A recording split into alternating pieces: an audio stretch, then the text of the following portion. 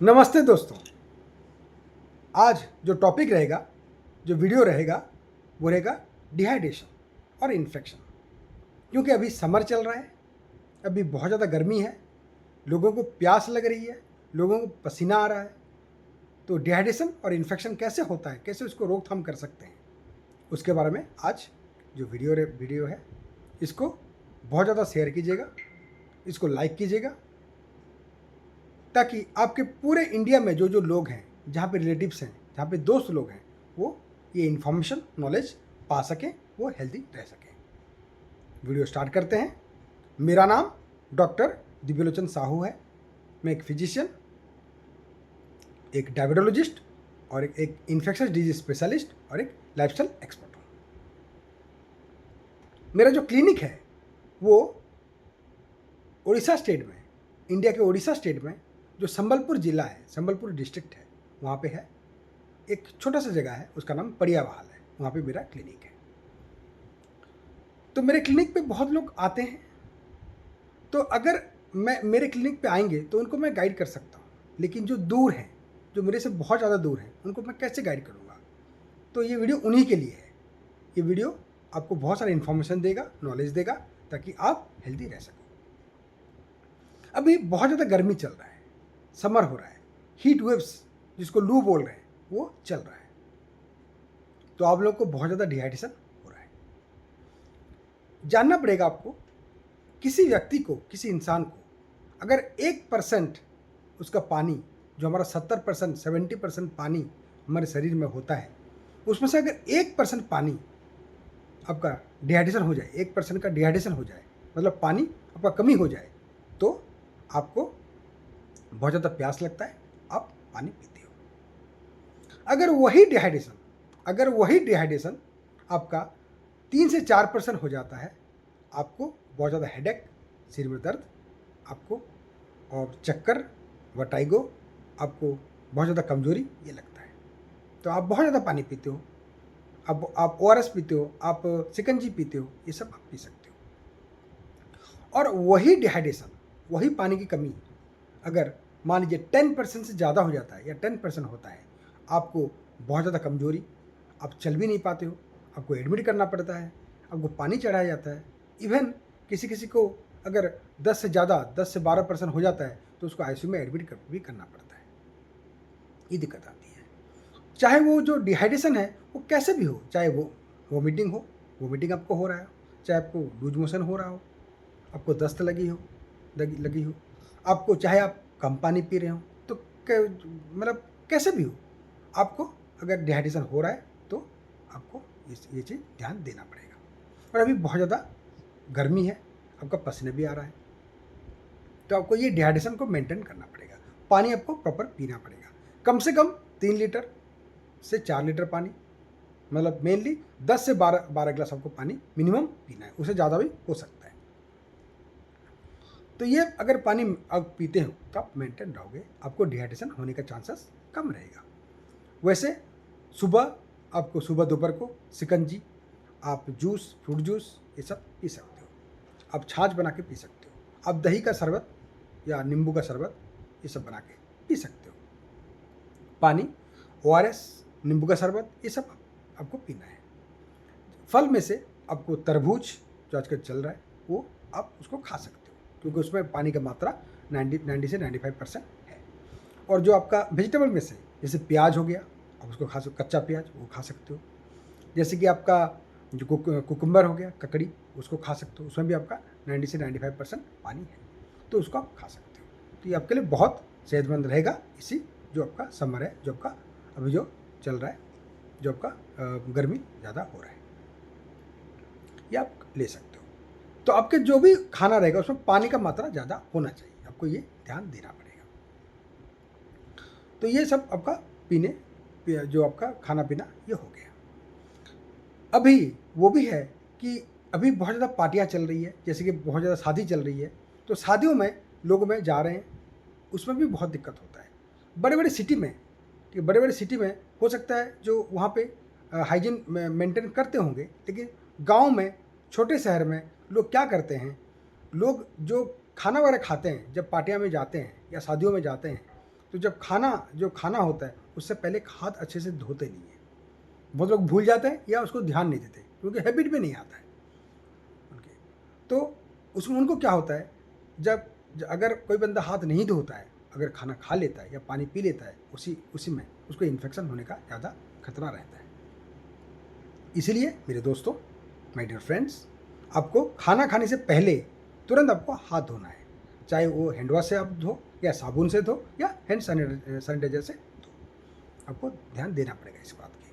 और कैसे धोना है, मिनिमम 20 सेकेंड, मतलब 1 2 3 4 स्लोली आपको काउंट करना है। आपको चारों उंगली, जहाँ पे आपका जो रिजेस है, आपका जो फिंगर्स है, आपका जो पाम है, उसके बैक साइड है, पूरा आपको वो सब लगा के 3 से 4 बार धोना पड़ेगा, जो कि 20 सेकेंड मिनिमम होना चाहिए। हाथ धोना क्यों जरूरी है? क्योंकि हाथों में आप सोच भी नहीं सकते, जो आपका हैंड्स है, आपका जो हाथ है, उसमें 10 टाइम्स 10 गुना ज़्यादा बैक्टीरिया वायरस आपको जो टॉयलेट सीट है उससे ज़्यादा है। मतलब एक टॉयलेट सीट जो आपका है, जहाँ पे आप टॉयलेट करते हो, आप लेटिन जाते हो या आप पेशाब करते हो, उसमें जितना बैक्टीरिया वायरस है उसे 10 टाइम्स ज़्यादा, 10 गुना ज़्यादा आपके हाथों में बैक्टीरिया वायरस है। तो आप सोच भी सकते हो। तो उसको धोना बहुत इम्पोर्टेंट है। मेनली जो हाथों में आपके जो बैक्टीरियास होते हैं वो मेनली साल्मोनेला, जो कि टाइफाइड इन्फेक्शन करता है, और आपके पेट में दर्द, आपको वोमिटिंग, लूज मोशन करा सकता है। फिर स्ट्रेप्टोकोकस, टाइफेलोकोकस जो बैक्टीरिया है वो आपको खांसी जुकाम, इन्फेक्शन, खांसी, बलगम वाला खांसी, छाती में दर्द, चेस्ट इन्फेक्शन, ये सब कर सकते हैं ये बैक्टीरिया। ई कोलाई, एस्केरिचिया कोलाई जो बैक्टीरिया है, अगर वो बैक्टीरिया आपके खाने में से चला गया, आपके मुंह से निकल के पेट में चला गया या नीचे चला गया, तो वो आपको यूरिनरी ट्रैक्ट इन्फेक्शन, यूटीआई, जैसे कि पेशाब में जलन, पेशाब में इन्फेक्शन, जब आप पेशाब करते हो उसमें जलन होगा, पेशाब पीला होगा, उसमें दर्द होगा, ठीक है, वो हो सकता है। तो वो भी बैक्टीरिया उसमें अब होता है, हाथों में होता है। जैसे कि वायरस की बात करूँ, इन्फ्लुएंजा वायरस, मान लीजिए कोई भी जैसे बिना हाथ धोए कोई खाना वगैरह खाता है, उसको तुरंत अगले दिन या तो उसके अगले दिन या उस दिन उसको खांसी जुकाम भी हो सकता है, नज़ला हो सकता है, नाक से पानी आ सकता है, उसको फीवर, बुखार भी हो सकता है। तो उसको इन्फ्लुएंजा वायरस के जो इन्फेक्शन उसमें होता है। तो इसीलिए आपको हाथ का धोना, उसको अच्छी तरह से धोना बहुत इंपॉर्टेंट है। वो इसलिए आप उसको धोना है या इसको आपको करना है। तो आपको अगर ऐसा करते हो तो आपको इन्फेक्शन नहीं होगा। बहुत लोग क्या करते हैं, 1 घंटा पहले हाथ धो लेंगे, उनको लगता है कि उसके बाद बहुत सारे वो टच करेंगे, इधर उधर टच करेंगे, तो उसमें बहुत सारे बैक्टीरिया वायरस वो आ जाता है हाथों में। तो इसीलिए खाने से पहले तुरंत आपको धोना है और खाने के बाद आपको धोना है। अच्छी तरह से हैंड वॉश आपको करना है, ये बहुत इंपॉर्टेंट चीज़ है। दूसरा, जैसे अभी बहुत ज़्यादा धूप है, बहुत ज़्यादा अभी मतलब गर्मी है, तो आपको जब बाहर जाते हो तो आप हमेशा अच्छे से पानी पी के जाया करो, ठीक है, पानी का बोतल लेके जाया करो, और छाछ वाछ घर से पी के जाया करो, जिसमें लिक्विड ज़्यादा हो, आपको वो पानी आपको शरीर में चाहिए। उसके बाद आपको पूरा कपड़ा ढक के जाना पड़ेगा, या कोई कैप पहन लिया करो, ठीक है, या कोई गॉगल्स, जैसे आप आंखों को बचाना है तो गॉगल्स पहन लिया करो, ठीक है। और जो कपड़ा है वो हमेशा आप ध्यान में रखो कि आपको जो कपड़ा पहनना है वो वाइट होना चाहिए या तो येलो होना चाहिए। मोस्टली 99% वाइट होना चाहिए और येलो होना चाहिए, वो चलेगा, क्योंकि ये जो आपका जो रोशनी होता है, सूरज का जो किरण होता है, उसको ये रिफ्लेक्ट कर लेता है, उसको एब्जॉर्ब नहीं कर पाता, तो आपको ज़्यादा गर्मी नहीं लगेगा। और अगर आप ब्लैक या ब्लू पहन के जाओगे बाहर गर्मी में, तो आपको ये आपका जो सूरज का किरण है उसको एब्जॉर्ब कर लेता है, तो आपको ज़्यादा गर्मी हो सकता है। तो ये आपको ध्यान देना पड़ेगा। ये सब चीज़ है, ये बहुत इंपॉर्टेंट है। इसको अगर आप ध्यान देते हो तो आप हेल्दी रह सकते हो। आपका जो लाइफ है, अभी जो गर्मी है वहाँ पे आप काफ़ी निजात पा सकते हो। तो ये आपको ध्यान देना पड़ेगा।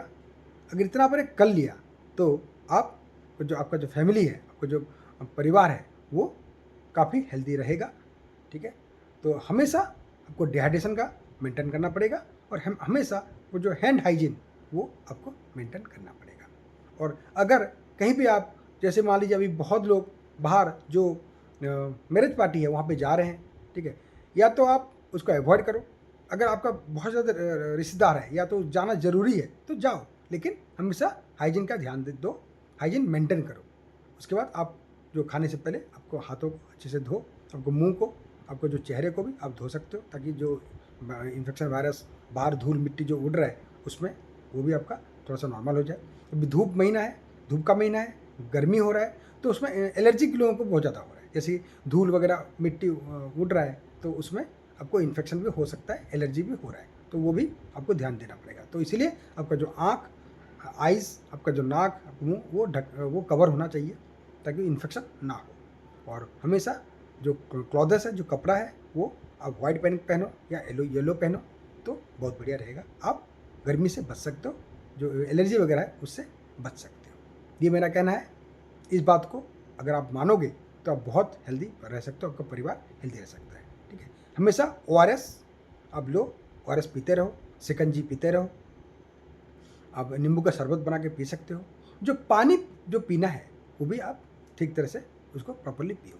वैसे हमारे घर में कैंगन वाटर लगा है, हम लोग पूरा परिवार कैंगन वाटर पानी पीते हैं। उसमें जो आपका डिहाइड्रेशन होने का चांसेस कम होता है, क्योंकि उसमें जो पेनिट्रेशन पावर है सेल में वो बहुत ज़्यादा होता है। नॉर्मल पानी में 30 से 40% होता है, कैंगन वाटर में वो 70 to 80% आपका पेनिट्रेशन पावर, हाइड्रेटिंग पावर होता है। तो हमारी फैमिली को कोई दिक्कत तो होगा नहीं, लेकिन जो जिनके घर में कैंगन वाटर मशीन नहीं है या जो नहीं अफोर्ड कर सकते या नहीं ले सकते हैं, तो उनके लिए क्या है, आप मटके में पानी पिया करो। जो मिट्टी का बर्तन है उसमें पानी रख के आप पी सकते हो, तो आपको बहुत फ़ायदा मिलेगा।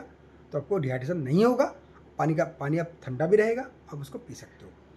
ध्यान रखना, आप कभी ज़्यादा आइसक्रीम या ज़्यादा बर्फ़ आप मत खाओ या मत उसको लो, क्योंकि बर्फ़ जो है वो फ्रिज का जो है वो गर्मी होता है, वो वैसे तो ठंडा होता है, लेकिन जैसे आप अंदर उसको लेते हो या उसको खाते हो तो वो गर्मी हो जाता है।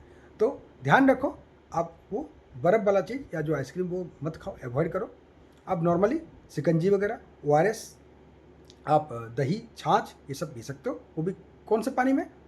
अब अगर नॉर्मल है तो आप जो मटका है, जो मिट्टी का बर्तन है, उसमें पानी रख के पी सकते हो वो।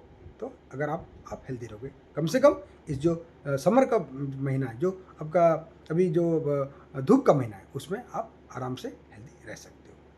ये मेरा कहना है, ये मेरा एडवाइस है। Thank you. जय हिंद, जय भारत।